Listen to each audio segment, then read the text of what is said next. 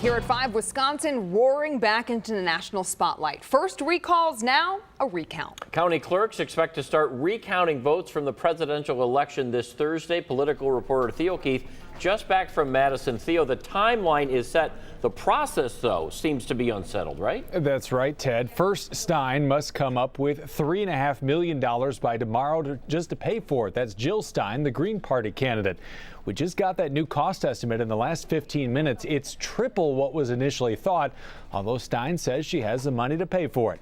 Also within the last hour, Stein has sued the Wisconsin Elections Commission in Dane County Court, asking a judge to force clerks to do the recount all by hand. And this is certainly not Bush v. Gore. Now it's Wisconsin's turn for a recount. It's going to reassure Wisconsin voters that we have a fair system, that we're not counting illegal votes, we're not counting dead people's votes. At a special meeting Monday, the Wisconsin Elections Commission lays out the timeline after Green Party candidate Jill Stein's recount request. Stein must pay a fee up front by 4:30 p.m. Tuesday. Clerks in all 72 counties would then start recounting ballots on Thursday. The state is up against a federally mandated December 13th deadline to certify the results. Right now, President-elect Donald Trump has a 22,000 vote lead over Hillary Clinton in Wisconsin. If a recount contest is not completed by the 13th, federal law provides that Congress is not required to honor the slate of electors chosen to represent that state. Commissioners also rejected claims that Wisconsin's voting machines were hacked. Administrators say since the machines aren't connected to the internet, a series of break-ins or an inside job would be the only way to tamper with them. Clerks will be able to use the machines in the recount unless a judge orders them to do a slower hand count.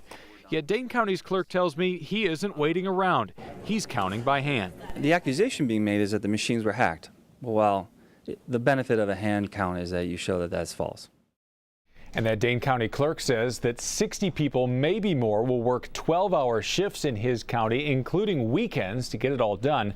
Also today, Stein filed for a recount in Pennsylvania and says she will ask for a recount in Michigan later this week. Stein got tiny fractions of the vote in Pennsylvania, Michigan, and Wisconsin, only 1% of the vote here in the Badger State.